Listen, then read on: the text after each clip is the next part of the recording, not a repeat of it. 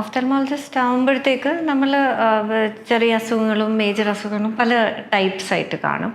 അപ്പോൾ അതിൽ കോമൺ ആയിട്ട് പ്രസൻറ്റ് ചെയ്യുന്നത് എന്താണെന്ന് വെച്ചാൽ നമുക്ക് കുട്ടികളിൽ ആണെങ്കിൽ കാഴ്ചക്കുറവ്. അത് ചിലപ്പോൾ സ്കൂളിലായിരിക്കും ഡിറ്റക്റ്റ് ചെയ്യുന്നത്. അല്ലെങ്കിൽ പാരൻസ് ടി വി ഒത്തിരി അടുത്ത് ചെന്ന് കാണുന്ന ശ്രദ്ധിക്കുമ്പം അവർ കുട്ടികളെ കൊണ്ടുവരും. അല്ലെങ്കിൽ ഓൾറെഡി പാരൻസിന് ഗ്ലാസ്സസ് കാണും. അങ്ങനെ ഉള്ളവർക്ക് സംശയം കാണും കുട്ടികൾക്ക് ഇനിയും പവറിൻ്റെ വ്യത്യാസമുണ്ടോ, അങ്ങനെ അവർ കുട്ടികളെ കൊണ്ടുവരും. ഇതൊരു മെയിൻ ആയിട്ട് ഇമ്പോർട്ടൻ്റ് ആയിട്ടുള്ള ഒരു കാര്യമാണ്.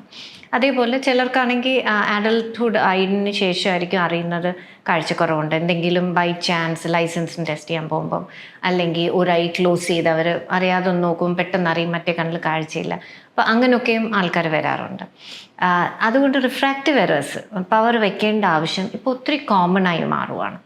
അതിൻ്റെ ഒരു മെയിൻ റീസൺ നമ്മൾ കോവിഡ് സമയത്ത് കണ്ടിട്ടുണ്ട്. നമ്മൾ ഭയങ്കര ഇൻറ്റേർണലൈസായി, എല്ലാവരും അകത്തായി, ആൻഡ് എല്ലാ കമ്മ്യൂണിക്കേഷനും വയ മീഡിയ, അല്ലെങ്കിൽ കൂടുതൽ നമ്മൾ കമ്പ്യൂട്ടേഴ്സ് യൂസ് ചെയ്യാൻ തുടങ്ങി, ഐപാഡ്സും ഫോൺസും ഒത്തിരി ഡിപ്പെൻഡൻ്റ് ആയി. അതിനെല്ലാം റീസൺ ഉണ്ടായിരുന്നു. കുട്ടികളുടെ ക്ലാസ്സസ് ഓൺലൈനായി. അപ്പോൾ അങ്ങനെ ആയപ്പോഴത്തേക്ക് നമ്മൾ നിയർ ആക്ടിവിറ്റീസ് കൂടുതൽ ഫോക്കസ് ചെയ്യാൻ തുടങ്ങി. കുട്ടികളെ വെളിയിൽ വിടുന്നില്ല, സൺലൈറ്റ് കാണുന്നില്ല, അവർ അങ്ങനെ കളിക്കുന്നില്ല, ഡിസ്റ്റൻസ് ഫോക്കസ് ചെയ്യുന്ന കുറവായി. അപ്പം കൂടുതലും ഇൻഡോറായിട്ട് ലിമിറ്റഡ് ആയപ്പോൾ ഒത്തിരി കുട്ടികൾക്ക് നമ്മൾ റിഫ്രാക്റ്റീവ് എറേഴ്സ് ഇൻക്രീസ് ആവുന്ന കാണാൻ തുടങ്ങി. ഒരു കുഴപ്പവും കോവിഡിന് മുമ്പേ ഇല്ലാത്ത കുട്ടികൾ പതുക്കെ ഷോർട്ട് സൈറ്റഡ് ആയിട്ട് പ്രസൻറ്റ് ചെയ്യാൻ തുടങ്ങി. അതൊരു മെയിൻ ഒരു ഇമ്പോർട്ടൻറ്റ് ഫേസ് ആയിരുന്നു ഈ പ്രീ കോവിഡ് ആൻഡ് പോസ്റ്റ് കോവിഡായിട്ട് അവർ ഷോർട്ട് സൈറ്റായിട്ട് പ്രസൻറ്റ് ചെയ്യുന്നത്. അപ്പം അത് ഒരു ഇമ്പോർട്ടൻറ്റ് ചേഞ്ചാണ്. പിന്നെ പല ടൈപ്പ് എലർജീസ്, പലർക്കും ഈ കോവിഡ് വൈറസ് കഴിഞ്ഞതിന് ശേഷം പുതിയതായിട്ട് എലർജീസ് ഡെവലപ്പ് ആവാൻ തുടങ്ങി. അപ്പം ഇതും കണ്ണിൻ്റെ അലർജീസുമായിട്ട് സ്കിന്നിൻ്റെ അലർജീസുമായിട്ടൊക്കെ ഒത്തിരി റിലേഷൻ, ചിലർക്ക് റെസ്പിറേറ്ററി അലർജീസ് ആയിട്ടാണ് വരുന്നത്. പക്ഷേ കണ്ണിലും അതിൻ്റെ ഒരു ഇഫക്റ്റ് നമ്മൾ കാണാൻ തുടങ്ങിയിട്ടുണ്ട്. കോവിഡ് സമയത്ത് കൺജങ്ക്റ്റിവൈറ്റിസ് വരുന്നത് ഒരു പാർട്ട് ഓഫ് ആ കോവിഡ് സ്പെക്ട്രം ആയിരുന്നു. കോവിഡിൽ പല പ്രോബ്ലംസ് വരാം, അതിൽ ഒരു പ്രോബ്ലം കൺജങ്ക്റ്റിവൈറ്റിസ് വരുന്നതായിരുന്നു. അതങ്ങനെ അങ്ങ് പെർസിസ്റ്റ് ചെയ്യുന്നില്ല. പക്ഷേ ആ കോവിഡ് വൈറസ് ബോഡിയിൽ ഒത്തിരി ഇമ്മ്യൂൺ ചേഞ്ചസ് ഇൻഡ്യൂസ് ചെയ്തിട്ടുണ്ട്. ആൻഡ് അതിൻ്റെ ഭാഗമായിട്ട് ഈ നമ്മൾ ചിലരിൽ എലർജി ഡെവലപ്പ് ആവുന്ന കാണുന്നുണ്ട്. ഇപ്പം ഇമ്മ്യൂണിറ്റി വരുന്നതെന്ന് വെച്ചാൽ വൈറസിൻ്റെ ഒരു ആൻറ്റിജൻ ബോഡി കയറി ബോഡി അതിനോട് റെസ്പോണ്ട് ചെയ്തു.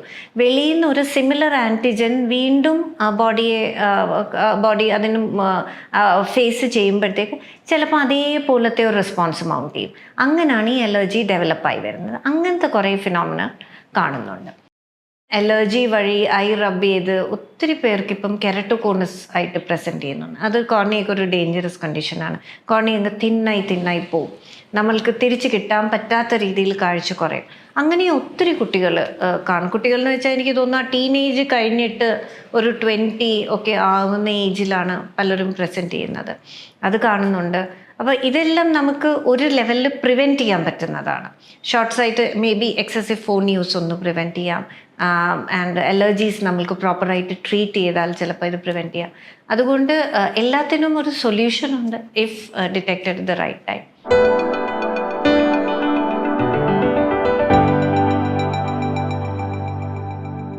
കണ്ണിൻ്റെ അലർജീസ് യൂഷ്വലി പൊതുവേ ജനറലൈസ്ഡ് അലർജി ഉള്ള ആൾക്കാർ, രാവിലെ എണീറ്റൊരു തുമ്മൽ വരുന്ന, അല്ലെങ്കിൽ ഒന്ന് തണുപ്പടിച്ചാൽ തുമ്മൽ വരുന്ന ആൾക്കാർ, അല്ലെങ്കിൽ ആസ്മാറ്റിക് പേഷ്യൻസ്, ഡസ്റ്റിനോട് അലർജി ഉള്ളവർ, കോട്ടൺ അല്ലെങ്കിൽ ഫുഡിനോട് ചില അലർജീസ് ഉള്ളവർ, സ്കിൻ അലർജീസ് ഉള്ളവർ, ഇങ്ങനത്തെ ആൾക്കാർക്ക് കണ്ണിന് അലർജി വരുന്നത് നല്ല കോമൺ ആണ്.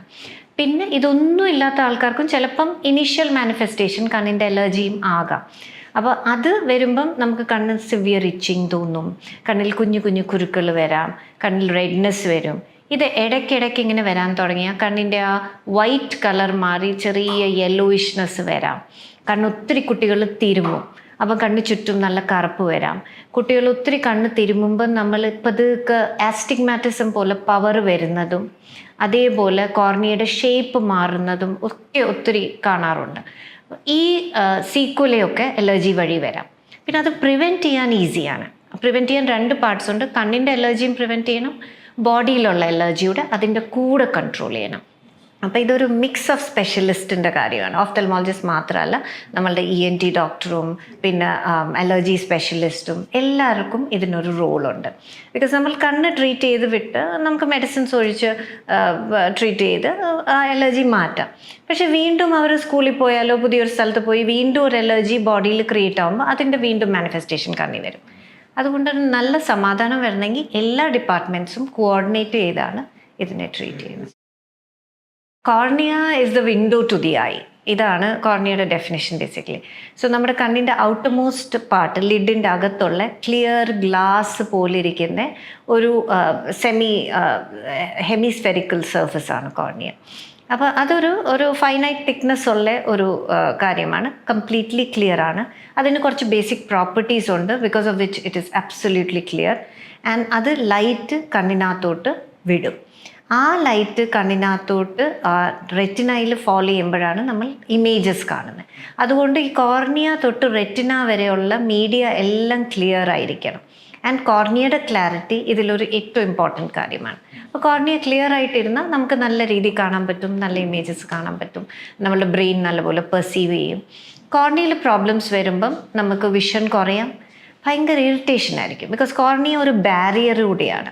ഈ വെളിയിലുള്ള അലർജൻസും കുറേ വൈറസസ്, ബാക്ടീരിയ, അങ്ങനത്തെ അണുക്കളെയൊക്കെ കണ്ണാത്തോട്ട് വിടാതെ അത് പ്രിവെൻറ്റ് ചെയ്യും. അപ്പം ടിയർ ഫിൽമാണ് കോർണിയനെ വാഷ് ചെയ്തിരിക്കുന്നത്. അപ്പോൾ ടിയർ ഫിൽം ഇവാപ്പറേറ്റ് ആയാലും കോർണിയയിൽ ഡ്രൈനെസ് വരാം. ഇത് നമ്മൾ പറയുന്ന പോലെ ഓവർ യൂസ് ഓഫ് സിസ്റ്റംസ് അങ്ങനെയൊക്കെ വരുമ്പോഴും ഡ്രൈനെസ് വരാം. അപ്പോൾ ഇതെല്ലാം കോർണിയനാണ് എഫക്റ്റ് ചെയ്യുന്നത്. പിന്നെ ഒരു പ്രാവശ്യം ഇൻവേഷൻ നടന്നു കഴിഞ്ഞാൽ കോർണിയൽ അൾസേഴ്സ് വരാം. പ്രൊലോങ്ഡ് കോൺടാക്ട് ലെൻസ് യൂസ് ചെയ്താൽ കോർണിയയിൽ അൾസേഴ്സ് വരാം. അപ്പോൾ ഇതൊക്കെ കോർണിയെ ബാധിക്കുമ്പം നമ്മുടെ വിഷൻ്റെ ക്ലാരിറ്റി കുറയും, സിവിയർ ഇറിറ്റേഷൻ ആയിരിക്കും. എന്ന് വെച്ചാൽ ഇപ്പം നമ്മളുടെ ഒരു തൊലിയിൽ ഒരു ഇഞ്ചുറി ഉണ്ടായി, അതിനെ നമ്മൾ റിപ്പീറ്റഡ് ആയിട്ട് സ്ക്രാച്ച് ചെയ്തുകൊണ്ട് ഇരുന്നാൽ എങ്ങനെ ഇരിക്കും, അതേപോലെയാണ് കോർണിയയിൽ ഒരു ഡിഫക്റ്റ് വന്നിട്ട് ലിഡ് ഓരോ പ്രാവശ്യവും ബ്ലിങ്ക് ചെയ്യുമ്പം അതിൻ്റെ മുകളിൽ ഒത്തിരി ഡിസ്കംഫർട്ട് പ്രൊഡ്യൂസ് ചെയ്യും. അതുകൊണ്ട് കോർണിയ അത്രയും സൂക്ഷിക്കേണ്ട ഒരു കാര്യം, അത്രയും ഇമ്പോർട്ടൻ്റ് ആയിട്ടുള്ള സ്ട്രക്ചറാണ്. അങ്ങനെ എന്തെങ്കിലും ഇറിറ്റേഷൻ ഉണ്ട്, നമുക്ക് സംശയമുണ്ട്, പൊടി തറച്ചിരിക്കുന്നു. പല ഓക്യുപ്പേഷനിലും ചിലപ്പോൾ ഇങ്ങനെ നമ്മൾ എന്തെങ്കിലും കട്ട് ചെയ്യുമ്പം പൊടി ഫ്ലൈ ചെയ്ത് വരാം. വെൽഡിങ് ചെയ്യുമ്പോഴത്തേക്ക് ആർക്ക് കണ്ണിനെ എഫക്റ്റ് ചെയ്യാം. അല്ലെങ്കിൽ കുട്ടികൾ സാൻഡിൽ കളിച്ചാൽ ചിലപ്പം പൊടി തറച്ചിരിക്കാം. ഞാൻ കുഞ്ഞുങ്ങൾക്ക് കണ്ടിട്ടുണ്ട് ഈ അറിയാതെ സ്പൈഡറിൻ്റെ ഹെയർ അല്ലെങ്കിൽ പുഴുവിൻ്റെ ഹെയറൊക്കെ കണ്ണിരുന്ന് കോർണിയെ ഇറിറ്റേറ്റ് ചെയ്ത് റെഡ്നെസ് വരുത്തുക അങ്ങനെയൊക്കെ ചെയ്യും. അപ്പോൾ ഇതൊക്കെ പേരൻസ് അവെയർ ആണെങ്കിൽ അവർ തീർച്ചയായിട്ടും കാണിച്ചിട്ട് നമുക്കതൊക്കെ സോൾവ് ചെയ്യാൻ പറ്റുന്നതേ ഉള്ളൂ.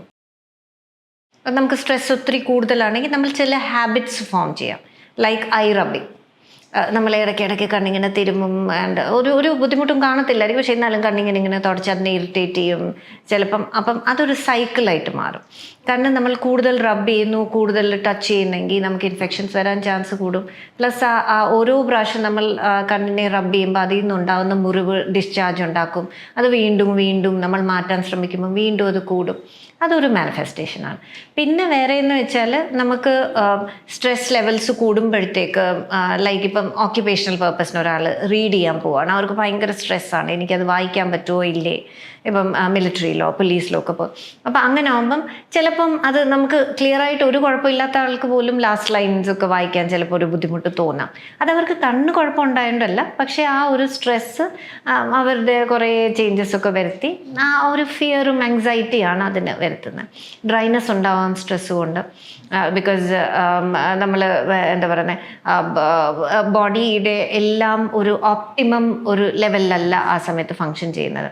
അതേപോലെ ഈവൻ ചില സമയത്ത് നമുക്ക് കൂടുതൽ സ്ട്രെയിനോടോ സ്ട്രെസ്സോടോ നമ്മൾ എക്സാംസിന് പ്രിപ്പയർ ചെയ്യുക, കണ്ണ് പെട്ടെന്ന് ടയർഡാവും. അപ്പോൾ നമുക്ക് ഫോക്കസ് പ്രോപ്പർ അല്ലാന്ന് തോന്നും. ഒത്തിരി നേരം വായിച്ച് കഴിയുന്ന കുട്ടികൾക്ക് ചിലപ്പം തോന്നും എനിക്ക് ക്ലിയർ ആയിട്ട് കാണുന്നില്ല. കുറേ റെസ്റ്റ് ചെയ്ത് കഴിഞ്ഞിട്ട് അവർ ബെറ്റർ ആവും. നമ്മൾ ബോഡിക്ക് റെസ്റ്റ് കൊടുക്കുക, ബോഡി നമ്മളോട് എന്താ പറയുന്നത് അത് മനസ്സിലാക്കുക, അതിനെ കേൾക്കുക. എല്ലാത്തിനും മെഡിക്കൽ സയൻസിനൊരു മാജിക് റെമഡി ഇല്ല. ചില സമയത്ത് ആ ഒരു നാച്ചുറൽ വേയിൽ നമ്മൾ മനസ്സിലാവും. നമ്മൾ ഒത്തിരി സ്ട്രെയിൻ ചെയ്യുന്നതുകൊണ്ടായത് വരുന്നെങ്കിൽ ആ സ്ട്രെയിൻ ഒന്ന് കുറച്ച് കുറയ്ക്കുക, നമ്മുടെ ടാർഗറ്റ്സ് ഒക്കെ ഒന്ന് കുറച്ച് ലോവർ ചെയ്യുക. തിമിരം എന്ന് വെച്ചാൽ കാറ്ററാക്ട്. തിമിരം എന്ന് വെച്ചാൽ നമ്മുടെ നാച്ചുറൽ ലെൻസ്, കോർണിയൊക്കെ അകത്തൊരു ലെൻസ് ഉണ്ട്, അത് ക്ലിയർ ആയിട്ടിരിക്കുന്ന ഒരു സബ്സ്റ്റൻസ് ആണ്. ആ ലെൻസിന് പ്രായം വരുമ്പോഴത്തേക്ക് പ്രോട്ടീനിന് കുറേ ചേഞ്ചസും ഹൈഡ്രേഷന് കുറേ ചേഞ്ചസും വരുമ്പം ആ ക്ലിയർ ലെൻസ് യെല്ലോയിഷ് ആവാൻ തുടങ്ങും, പിന്നെ പതുക്കെ ബ്രൗണിഷ് ആവാൻ തുടങ്ങും. അങ്ങനെ അത് ലൈറ്റ് അബ്സോർബ് ചെയ്ത് ലൈറ്റ് അകത്തോട്ട് വിടൂല്ല, ഞാൻ നേരത്തെ കോർണിയുടെ കാര്യം പറഞ്ഞ പോലെ. അപ്പോൾ ആ ഒരു സ്റ്റേജ് വരുമ്പം നമ്മുടെ വിഷനെ ഈ തിമിരം ബാധിക്കാൻ തുടങ്ങുമ്പോഴത്തേക്ക് നമുക്ക് കാഴ്ച കുറയുന്നു, അല്ലെങ്കിൽ നല്ല വെളിച്ചത്തിലൊക്കെ പോകുമ്പോഴത്തേക്ക് പെട്ടെന്ന് കാഴ്ച മങ്ങുന്നു, അങ്ങനത്തെയൊക്കെ കാര്യങ്ങൾ വന്നു, ഡ്രൈവ് ചെയ്യാൻ പറ്റുന്നില്ല, രാത്രി ഒത്തിരി ഗ്ലെയർ കൂടി, ആ സ്റ്റേജൊക്കെ വരുമ്പം തിമിരം ഓപ്പറേറ്റ് ചെയ്യേണ്ടതാണ്. തിമിരത്തിൻ്റെ ശസ്ത്രക്രിയ ഒത്തിരി അഡ്വാൻസ്ഡ് ആണ് ഈവൻ ഇൻ ഇന്ത്യ, ബിക്കോസ് നമുക്കിപ്പം വേൾഡിലുള്ള അതേ ഫെസിലിറ്റീസ് ഇവിടെ തന്നെയുണ്ട്. അതുകൊണ്ട് തീരെ മൈക്രോ കീഹോളായിട്ടുള്ള ദ്വാരത്തിൽ കൂടെയും ലേസേഴ്സിൽ കൂടെയും നമുക്ക് തിമിരം അലിച്ച് മാറ്റി അത് എക്സ്ട്രാക്ട് ചെയ്തിട്ട് പല ടൈപ്പ് ഓഫ് ലെൻസസ് ഉണ്ട്, പല ഡിസ്റ്റൻസും അടുത്തും ഒക്കെ വിഷൻ തരുന്ന ലെൻസസ് യൂസ് ചെയ്യുമ്പോഴത്തേക്ക് നമ്മളുടെ ആ പ്രോബ്ലം സോൾവ് ആവും. നമുക്ക് തിമിരം ഒരു surgery usually once in a lifetime event ആണ്. ആഡൽസിന് തിമിരം വന്നിട്ട് അവർ ഓപ്പറേറ്റ് ചെയ്ത് കഴിഞ്ഞാൽ ആ കാഴ്ച അങ്ങനെ തന്നെ നിലനിൽക്കും.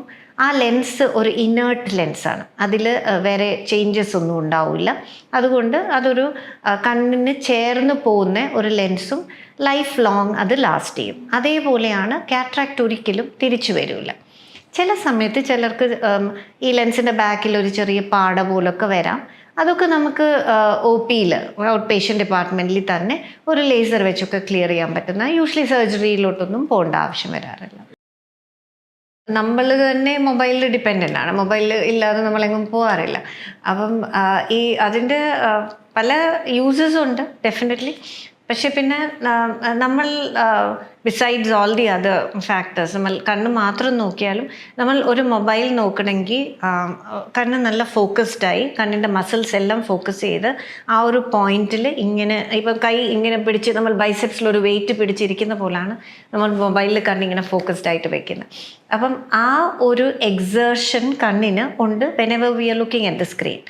ഇനി ആഡഡ് ടു ദാറ്റ് ഈ ബാക്ക് ലൈറ്റ്, ഫോണിൽ നിന്ന് വരുന്ന ലൈറ്റ്, പിന്നെ ചിലരാണെങ്കിൽ ലൈറ്റെല്ലാം ഓഫ് ചെയ്തിട്ടാണ് ഫോൺ നോക്കുന്നത്, അപ്പോൾ ആ ഒരു റേഡിയേഷൻ, അപ്പോൾ ഇതിൻ്റെയൊക്കെ ഇഫക്ട്സും ഇതിൻ്റെ കൂടെ തന്നെയുണ്ട്. പിന്നെ ചെറിയ സ്ക്രീനാണ് എന്ന് വെച്ചാൽ വലിയൊരു കാര്യം ഒരു സിനിമ കാണുന്ന പോലെയല്ല. സോ ആ ഇഫക്ട്സൊക്കെ കണ്ണിൽ കുറേ ചേഞ്ചസ് വരുത്തും. ഫസ്റ്റ് ആൻഡ് ഫോർമോസ്റ്റ് കണ്ണിന് പ്രൊലോങ്ഡ് നമ്മളുടെ ബ്ലിങ്ക് റേറ്റ് കുറയുന്നുണ്ട്, ഡ്രൈനെസ് വരും. നമ്മൾ കണ്ടിന്യൂസ് ആയിട്ട് ഇങ്ങനെ ഒരേ പോയിന്റിൽ ഫോക്കസ് ചെയ്തിരിക്കുന്നുണ്ട് നമുക്കൊരു ഫോൾസ് ഷോർട്ട് സൈറ്റിൻ്റെ ഒരു ഇത് വരും. ഇത് അക്കോമഡേറ്റീവ് മയോപ്പിയ എന്ന് പറയും, or pseudo myopia, false short സൈറ്റിൻ്റെ ഒരു ഇത് വരും. ഭയങ്കര പെയിൻ വരാം ആൾക്കാർക്ക്, ബിക്കോസ് കണ്ണിൻ്റെ മസിൽസ് ഇങ്ങനെ കൺട്രാക്റ്റഡ് ആയിട്ടിരിക്കുക, ഒരു റിലാക്സേഷനും ഇല്ല.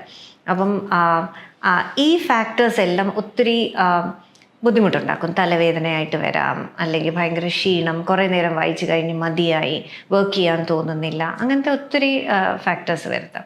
അതുകൊണ്ട് നമ്മൾ എല്ലാവരും ലിമിറ്റഡ് ടൈം സ്പെൻഡ് ചെയ്യുക, എവിടെ പറ്റുമോ അത് ലിമിറ്റഡ് ടൈം സ്പെൻഡ് ചെയ്യുക. ഇനി കുറേ ടൈം സ്പെൻഡ് ചെയ്യണമെങ്കിൽ ചില കാര്യങ്ങൾ ശ്രദ്ധിക്കണം.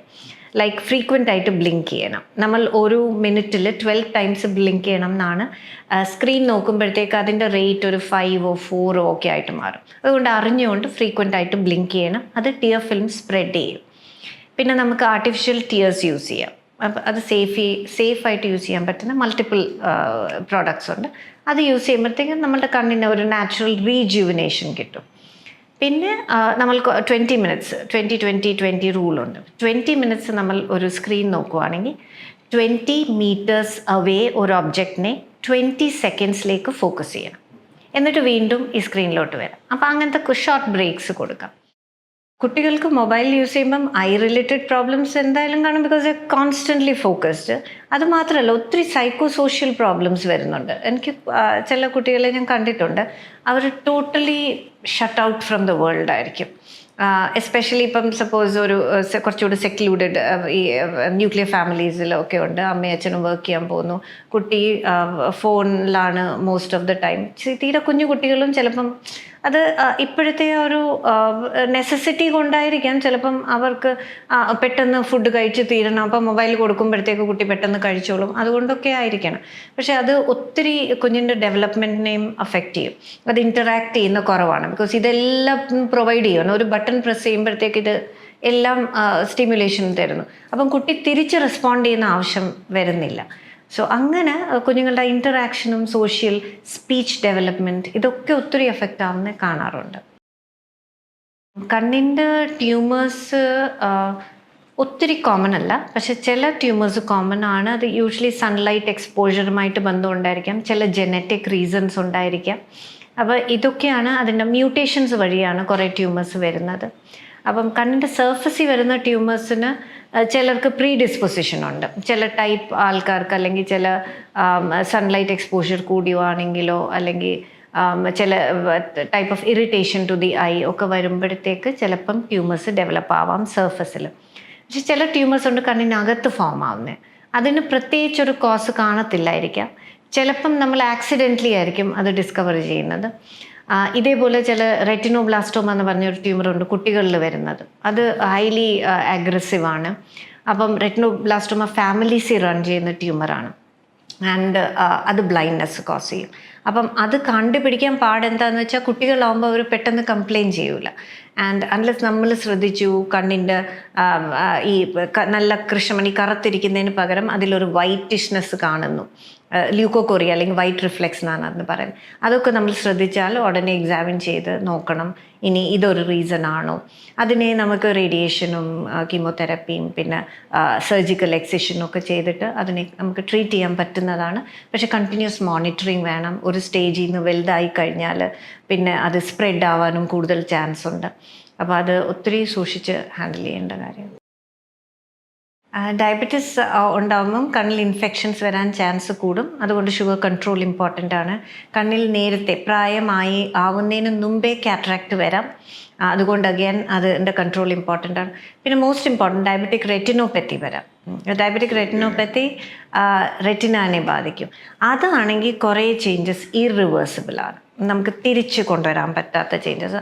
ബോഡിയിലെ എല്ലാ ചെറിയ വെസൽസിനെയും സ്മോൾ ബ്ലഡ് വെസൽസിനെയും ഡയബറ്റീസ് എഫക്റ്റ് ചെയ്യും. അതിന് പറയുന്നത് മൈക്രോ ആൻജിയോപ്പത്തി എന്നാണ്. അതേപോലെ റെറ്റിനയിൽ ഫൈൻ കുഞ്ഞു കുഞ്ഞു വെസൽസ് ഉണ്ട്. ഇതിനെല്ലാം ഡയബറ്റീസ് എഫക്റ്റ് ചെയ്യും. അതിൽ നിന്ന് ബ്ലഡ് ലീക്കാവും. പിന്നെ നമ്മുടെ ബോഡിയിലെ ലിപ്പിഡ്സ് ഇതൊക്കെ വെളിയിലോട്ട് വന്ന് നെർവിനെ ഡാമേജ് ചെയ്യും. അപ്പം ഇതൊക്കെ സെൻട്രൽ നെർവിനെ എഫക്റ്റ് ചെയ്യുമ്പോൾ നമ്മളുടെ സെൻട്രൽ വിഷൻ കുറയാൻ തുടങ്ങും. അതുകൊണ്ട് അത് ആ ലെവൽ വരെ എത്തുന്നതിന് മുമ്പേ നമ്മൾ ഷുഗേഴ്സ് ഫ്ലക്ച്വേറ്റ് ചെയ്യാതെ നല്ലപോലെ കൺട്രോൾ ചെയ്യുക. പീരിയോഡിക് ആയിട്ട് ചെക്കപ്പ് ചെയ്യിപ്പിക്കുക കണ്ണിൻ്റെ. ബിക്കോസ് ഏർലിയർ നമ്മളിത് കണ്ടുപിടിച്ചാൽ നമുക്ക് മെറ്റബോളിക് ആക്ടിവിറ്റീസ് ലൈക്ക് നമ്മുടെ ബോഡിയിലെ കൊളസ്ട്രോൾ കുറയ്ക്കുമ്പം ഷുഗേഴ്സ് നോർമലാക്കുമ്പം ഇതൊക്കെ കുറേ കൺട്രോൾ ചെയ്യാൻ പറ്റുന്നുണ്ട്. ഏർലി ട്രീറ്റ് ചെയ്ത് ലേസർ വഴിയോ ഇഞ്ചെക്ഷൻസ് വഴിയോ ട്രീറ്റ് ചെയ്ത് നമുക്കിതിനെ കൺട്രോൾ ചെയ്യാൻ പറ്റും. അതുകൊണ്ട് സ്ക്രീനിങ് ഒരു ഇമ്പോർട്ടൻറ്റ് കാര്യമാണ് ഡയബറ്റീസിൽ, ഐ സ്ക്രീനിങ് എസ്പെഷ്യലി. അതിപ്പം നമ്മുടെ മോസ്റ്റ് ഇൻസ്റ്റിറ്റ്യൂട്ട്സ് ചെയ്യുന്നുണ്ട്. കണ്ണാടി ആവശ്യം ഉള്ള ആൾക്കാർ കണ്ടിന്യൂസ് ആയിട്ട് കണ്ണാടി വെക്കുന്നതാണ് നല്ലത്. ബിക്കോസ് ആ ഒരു പവർ ഡിഫറൻസും സ്ട്രെയിൻ കൊണ്ടുമാണല്ലോ കണ്ണാടി ആവശ്യം വരുന്നത്. അതുകൊണ്ട് ഫുൾ ടൈം കണ്ണാടി യൂസ് ചെയ്യുന്നത് ഡിസ്റ്റൻസിന് പവർ വ്യത്യാസം ഉള്ളവർക്ക് ഒരു ഇമ്പോർട്ടൻറ്റ് കാര്യമാണ്. ഇനിയും ചിലർക്ക് വെള്ളെഴുത്ത് 40 ഇയേഴ്സ് കഴിഞ്ഞിട്ട് വരുന്ന ഒരു കണ്ണാടിയുടെ കുഴപ്പമാണ്. റീഡിങ്ങിന് മാത്രം പ്രോബ്ലം ഉള്ളൂ, ഡിസ്റ്റൻസിന് കുഴപ്പമൊന്നും ഇല്ലെങ്കിൽ ആ റീഡിങ് ടൈമിൽ മാത്രം കണ്ണാടി വെച്ചാലും മതി, ഫുൾ ടൈം വെക്കേണ്ട ആവശ്യമില്ല. പക്ഷേ ഷോർട്ട് സൈറ്റ്, ലോങ് സൈറ്റ് അല്ലെങ്കിൽ കാറ്ററാക്റ്റിന് വേണ്ടിയിട്ട് ഇനിഷ്യലി ഗ്ലാസ്സസ് വെക്കുന്ന ആൾക്കാർ, ഡിസ്റ്റൻസിന് പ്രോബ്ലം ഉള്ളവർ കംപ്ലീറ്റ് ആയിട്ട് ഓൾ ദ ടൈം സ്ട്രിക്റ്റ് ആയിട്ട് ഗ്ലാസ് വെയർ ചെയ്യുന്നതാണ് നല്ലത്. ഐ ഒരു എക്സ്പോസ്ഡ് ആയിട്ടുള്ള ഓർഗനാണ്, എല്ലാ കാര്യങ്ങളെയും നേരിടുന്ന ഒരു ഓർഗനാണ്. അതുകൊണ്ട് അത് നമ്മൾ പ്രൊട്ടക്റ്റ് ചെയ്യണം. ഐ ഗ്ലാസ്സസ് വെച്ചിട്ട് ആവശ്യമുള്ളവർ ഷീൽഡ് വെക്കുക. വണ്ടി ഓടിക്കുന്നവർ ഇപ്പം ഹെൽമെറ്റ്സ് വെക്കുമ്പോൾ അതിൻ്റെ വൈസർ താത്തിട്ട് ഓടിക്കുക, അല്ലെങ്കിൽ സൺ ഗ്ലാസ്സസ് വെക്കാം. സോ അതിനെ പ്രൊട്ടക്റ്റ് ചെയ്യുന്നതാണ് first step in defence against a lot of problems. അത് ഒരു ഇമ്പോർട്ടൻറ്റ് കമ്മ്യൂണിക്കേഷനാണ്. ഞാൻ ഒത്തിരി പേരെ കാണുന്നുണ്ട് ബൈക്ക് ഓടിക്കുമ്പോൾ ഒരു കണ്ണാടി ഒന്നും ഇല്ലാതെ നല്ല ഡയറക്റ്റ് എക്സ്പോഷർ, അപ്പം പൊടി വീണ് തറച്ചിരിക്കാം, എന്തെങ്കിലുമൊക്കെ ഇവൻറ്റ്സ് ഉണ്ടാവും. അപ്പം അത് ഒന്ന് ഐ പ്രൊട്ടക്റ്റ് ചെയ്യുക, അതാണ് ഫസ്റ്റ് സ്റ്റെപ്പ്.